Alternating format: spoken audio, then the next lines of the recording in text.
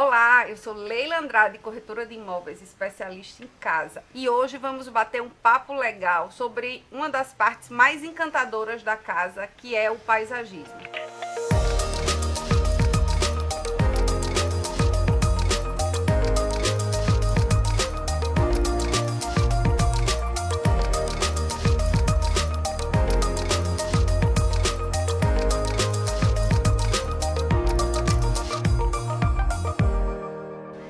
Rebeca Cavalcante é arquiteta, paisagista e foi quem assinou e ajudou a embelezar e trazer paz e vida para minha casa. Como o paisagismo entrou na sua vida, Rebeca? Então, o paisagismo ele entrou de uma forma bem natural, porque começou com a planta mais simples de se cuidar, que foi o cacto. Então, como eu sou arquiteta, eu fazia arquitetura, estava na faculdade, e também adoro essa área de arquitetura, eu uno muito com o paisagismo. Então, eu ganhei o cacto do meu marido hoje, ele era meu namorado na época, e eu adorei cuidar daquele cactozinho pequeno e cada vez mais fiquei acumulando plantas na minha casa. E adorei esse mundo das plantas e foi quando eu descobri essa área do paisagismo dentro da arquitetura que eu alinhei a esse amor por plantas. Então hoje eu transformo os lares através das plantas, através da arquitetura da paisagem, que é o paisagismo. Eu sou suspeita para falar, porque sempre que me perguntam a parte que eu mais gosto da minha casa, sempre é a área externa. O meu momento de paz, assim, eu acho que duas coisas que se casam é iluminação e paisagismo. Eu acho que a planta iluminada, ao entardecer, ela traz paz, calmaria. Então, assim, quando eu chego, sempre cansada, é o meu refúgio. Eu sento em frente ao jardim vertical e ali eu vou pensar na vida, orar. E eu acho que a planta traz isso, ela traz vida e ela traz essa sensibilidade boa para as pessoas. Hoje se estuda muito a questão da biofilia. O que é biofilia? A biofilia é justamente essa questão que você está falando, que é do que a natureza, através das plantas, traz esse bem-estar. Porque as plantas, elas fazem a fotossíntese, tem a respiração, então ela traz a umidade, ela filtra o ar que você respira, então faz bem à saúde também você estar perto de plantas. Além de que as plantas trazem o aconchego, porque hoje em casa você quer o quê? O aconchego. Quer ficar naquele lugar que você se sente melhor, que você se sente mais confortável. Então as plantas, como remetem à natureza, como traz esse ar purificado, como traz também por trazer essa umidade, deixa o clima do local mais ameno. Então se tiver calor, as plantas vão diminuir esse calor, você vai se sentir melhor nesse lugar. E trazer esse aconchego que faz as pessoas quererem hoje ter planta em casa, principalmente porque no paisagismo contemporâneo não se precisa estar podando as plantas como antigamente, que as plantas eram em formas mais geométricas, e hoje em dia o bonito mesmo é elas crescerem natural e parecer cada vez mais com a natureza e ter esse sentimento que você tem dentro de casa. Uma das dores que eu mais ouço e que eu tento sanar é que casa dá trabalho. E sempre as duas coisas que as pessoas mais falam é jardim e piscina. E tudo bem que eu sou apaixonada por elas, eu realmente sou. André disse que se eu colocar mais planta, tem que tirar alguém de dentro de casa que não vai caber mais. Eu amo realmente, para mim é o que traz vida, na minha opinião. Se você pegar uma casa feia e você fizer um projeto luminotécnico legal e botar um paisagismo legal, ela vai ser uma casa bonita e uma casa aconchegante que vai trazer paz. Mas quando fala em dor, essa dor que as pessoas tanto têm com relação a trabalho, falando um pouco da minha casa. Se você fizer um jardim preparado, com irrigação automatizada, hoje não existe mais esse trabalho, não é verdade? Exatamente. A irrigação ela veio para poder facilitar esse trabalho que se tem. Então, como eu estava já comentando, que não se precisa estar podando as plantas hoje em dia, tem que deixar elas crescerem naturalmente. E o único trabalho que se vai ter, que não é você, é realmente manter um jardim uma vez no mês, com um jardineiro, só para estar só para dar uma manutenção nas plantas. Mas esse trabalho de regar as plantas não precisa mais, porque você pode até automatizar o horário que você quer aguar as suas plantas.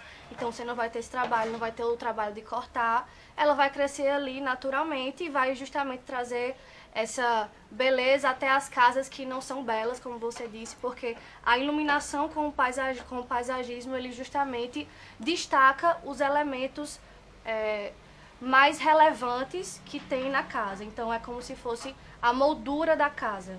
Então na fachada a gente utiliza, por exemplo, palmeiras geralmente para poder fazer aquela moldura, aquela verticalidade.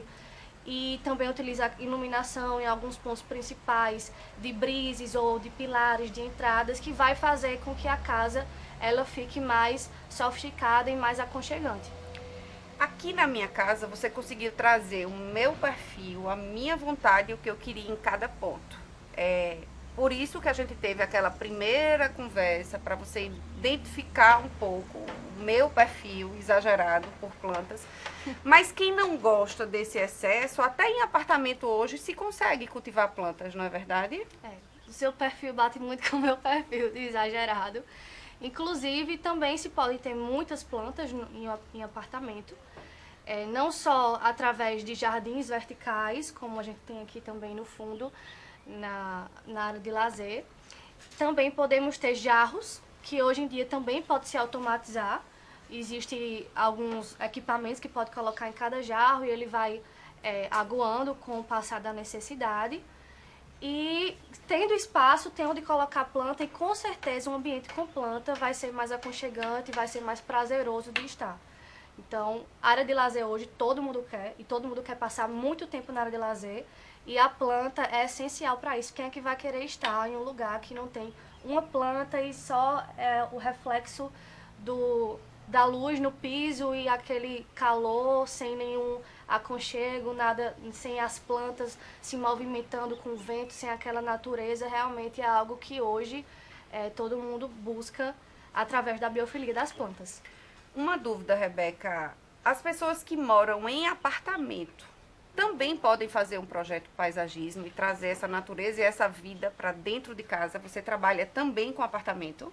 Com certeza. O apartamento, ele é uma casa também, né? Mas é uma casa com plantas internas. Então, a gente trabalha com plantas que se adaptam bem a ambientes internos. Que existem várias plantas lindas, como as marantas, como as holocáceas. Então, a pessoa que quiser um jardim em casa pode ter um jardim lindo, que não se resume apenas a canteiros, mas, como eu falei também, a jarros que pode se ter em casa. E justamente saber fazer essa composição com o design de interiores do apartamento dessa pessoa, onde é que se deve colocar o jarro, o propósito de cada jarro ali. Então, com certeza, eu faço sim projetos de paisagismo dentro de casas, inclusive de apartamentos, casas que são apartamentos, inclusive já fiz sim. E minha área de lazer e os clientes ficaram super satisfeitos e mudaram assim essa área de lazer deles e o bem-estar nesse lugar. Tá, vamos falar um pouco de alguém que está planejando construir a sua casa. Em que fase da obra ou do projeto deve-se contratar um paisagista? Olha, o paisagismo, como eu falei também, ele é a arquitetura da paisagem. Então, ele deve ser contratado juntamente com o projeto arquitetônico, porque ele precisa ser alinhado à arquitetura. Então, se eu preciso, por exemplo, de uma divisória de plantas e precisa ser alinhado o projeto arquitetônico com o projeto paisagístico, eu preciso saber a altura, eu preciso saber a largura, eu preciso ter ideia de qual planta vai estar ali para saber disso. Então, o paisagismo, a paisagista tem que estar sempre alinhada com a arquiteta desde o começo para projetar esses espaços, esses canteiros, essas jardineiras e o propósito deles no agenciamento da casa ou até mesmo na parte interna. Eu já construí, essa é a minha terceira casa, e já construí casas sem projeto, sem paisagista, e construí agora com você, e é uma diferença gritante, tá? Porque planta não é só você ir na flora, achar bonito e trazer. Você tem que saber a quantidade, o solo, que tipo de rega vai ser usado. Por exemplo, aqui nós optamos por gotejamento, para não usar as pessoas e molhar. Mas assim, se a gente faz um jogo de planta, elas têm que aguentar a mesma quantidade de água, a mesma proporção de água. Então, assim, às vezes a gente ouve muito as pessoas, olha, tudo que eu boto na minha casa morre. Mas muitas vezes é porque compra uma planta de sol, coloca na sombra, não tem noção. Vai e compra como quem vai comprar uma bolsa em uma loja. E na verdade não é assim, não é? Com certeza. Cada planta, como ela vem da natureza, ela também